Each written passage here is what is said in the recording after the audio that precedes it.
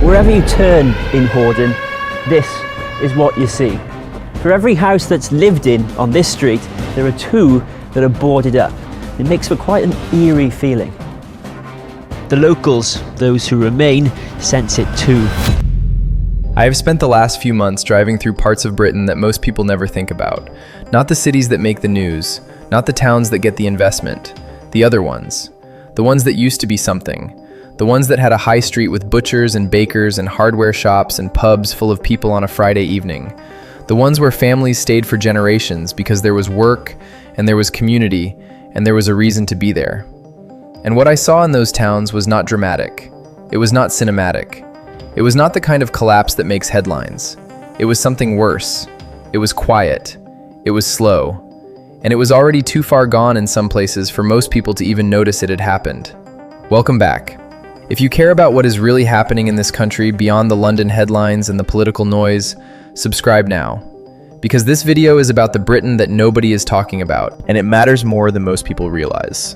Now, I want to be careful with how I frame this, because I am not here to mock these towns or to use them as doom content for clicks. Real people live in these places. Real families are raising kids there. Real communities are trying to hold things together with almost nothing left to hold them with. And they deserve honesty, not spectacle. So what I am going to do is tell you what I actually saw, what the patterns are, why it is happening, and why every family in Britain should be paying attention to it. Not just the families who live in these places, every family. Because what is happening in these towns is not an isolated disease, it is a preview. And the forces that hollowed them out are the same forces that are quietly building pressure in towns and cities all across this country right now. So let me tell you what dying looks like when it happens to a British town. Because it does not look like what most people imagine. The high street goes first. Not all at once. One shop closes and a charity shop or a vape shop or a betting shop opens in its place. Then another closes. Then a few boards go up. Then the gaps start outnumbering the businesses. And what you are left with is a high street that technically still exists, but functionally serves almost nobody. The butcher is gone. The greengrocer is gone. The hardware shop that had been there for 40 years is gone. What remains is a strange patchwork of discount stores, empty units, and businesses that exist not because the town is thriving, but because the rent has dropped low enough that almost anything can temporarily survive there. Walk down a high street like that on a Tuesday afternoon and you feel it immediately. The absence. Not just of shops, of energy, of purpose, of the invisible thing that makes a place feel alive instead of just occupied. Then the services retreat. The bank branch closes, then the second bank closes. The post office reduces its hours or moves into the back of a convenience store. The GP surgery merges with one 3 towns over, and suddenly getting an appointment means traveling further and waiting longer. The bus routes get cut because passenger numbers dropped because there is less reason to come into town because the shops and services already left. And each service that withdraws takes another reason to visit with it, which means fewer people on the street, which means less trade for whatever businesses remain, which means more closures, which means more withdrawal. The spiral feeds itself, and once it reaches a certain speed, it becomes almost impossible to reverse. Then the people change. Not the people themselves, the composition. Young people leave because there is no work and no opportunity and no reason to build a life in a place that feels like it is winding down. The population ages, the skills base narrows, the tax base shrinks, and the town becomes increasingly dependent on people who are least able to sustain it economically. That is not a criticism of older residents. It is a structural observation. A town that cannot retain its young people is a town that is slowly losing its future. And you can feel that when you walk through these places. You can feel the absence of a generation that should be there but is not. Then the housing tells the story. Prices stagnate or fall while the rest of the country climbs. Properties sit on the market for months.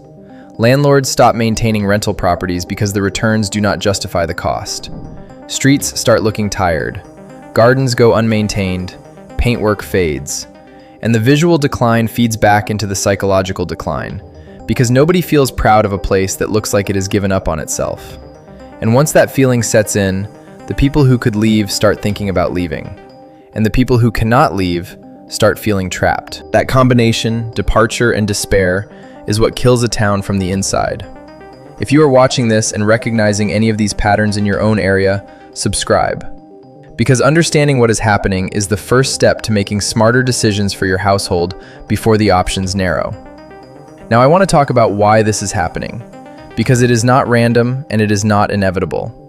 It is the result of specific forces that have been reshaping Britain for decades, and the same forces are still active right now in places that do not yet think of themselves as vulnerable. The first force is centralization. Britain is one of the most economically centralized countries in the developed world. London and the Southeast absorb a wildly disproportionate share of investment, talent, infrastructure spending, and political attention. And every pound that flows toward the center is a pound that does not flow toward the edges. Over decades, that imbalance hollows out the places furthest from the gravitational pull. Not overnight, gradually, service by service, opportunity by opportunity, until the gap becomes structural and self-reinforcing. The second force is the collapse of local industry. Many of the towns I visited were built around something specific: mining, manufacturing, fishing, steel, textiles, pottery. When those industries declined or disappeared, the towns lost their economic reason for existing, and nothing of equivalent scale replaced it. Some got call centers, some got distribution warehouses, some got nothing at all. And a town that loses its primary industry without gaining a genuine replacement does not just lose jobs, it loses identity, it loses confidence, it loses the invisible momentum that keeps a community investing in itself. The third force is online retail. And this one is brutal because it is so efficient and so convenient that nobody wants to admit what it is doing to physical places. Every purchase made online is a purchase not made on a local high street. Every delivery van that arrives at your door is a transaction that bypassed your town center entirely. And for towns that were already fragile, the shift to online shopping was not a gentle evolution. It was a death sentence for the remaining retail that gave people a reason to visit the center. The convenience is real. The cost to communities is also real. And most people do not connect the two because the convenience is visible and the cost is not. The fourth force is transport policy. Towns that lost their rail connections or had bus services cut became economically isolated. And economic isolation in modern Britain is almost always a precursor to decline. Because if people cannot easily get in and out of your town for work, for shopping, for services, for leisure, then your town slowly stops being part of the wider economy. It becomes a place people are from, rather than a place people go to.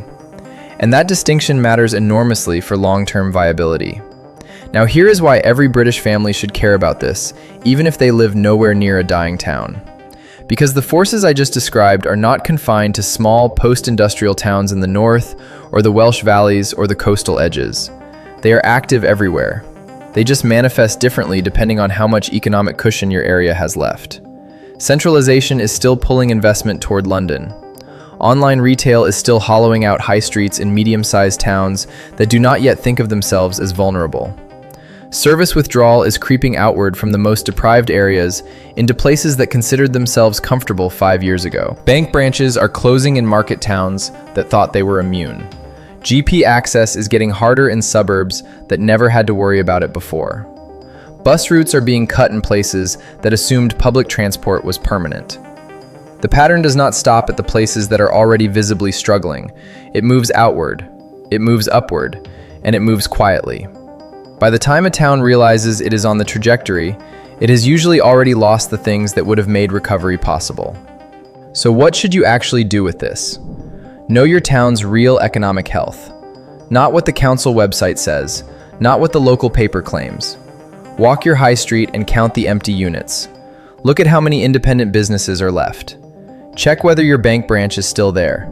Check whether your GP surgery has gotten harder to access. Check whether the bus routes have been cut recently. These are the vital signs of a town, and most people never check them until the decline is obvious. Reduce your household's dependency on local infrastructure you cannot control. If your town is losing services, do not wait for them to come back. Adapt. Build your household's resilience around the assumption that local access to things you rely on may continue to shrink. That means being more self-sufficient with food, energy, medical supplies, financial access, and transport. Think seriously about where you are raising your family. This is the hardest one, and I know people do not want to hear it. But if your town is showing multiple signs of structural decline, the trajectory matters for your children's opportunities, for your property value, for your access to healthcare and education and employment. Staying somewhere out of loyalty while the foundations erode underneath you is not resilience. It is denial. And your family deserves honest assessment even when that assessment is uncomfortable. Build community where you are right now. Because the towns I visited that were doing the least badly were not the ones with the most money. They were the ones where people still knew each other, where neighbors still talked, where local groups still met, where someone was still trying to keep the place alive through sheer, stubborn community effort. That effort does not fix the structural problems, but it slows the decline. It holds the social fabric together longer, and it gives families a support network that no government policy or economic strategy can replace. Here is what I want to leave you with. What I saw in those towns was not a foreign country. It was Britain, current Britain. The Britain that exists right now alongside the shiny investment zones and the regeneration projects and the political promises. And the gap between those two Britons is growing every year. The towns I visited did not die because the people there failed. They died because the system moved on without them. And the system does not send a warning when it is about to move on from your town too. That is why this matters, not as doom, not as despair, as information, as honest assessment, as the kind of awareness that lets you make better decisions for your family before the options get smaller. If this changed how you think about where you live, subscribe, and comment below what your town looks like right now. Is the high street full or thinning? Are the banks still there? Are the buses still running? I want to hear the real picture from real places across Britain, because the real picture is always more useful than the official one.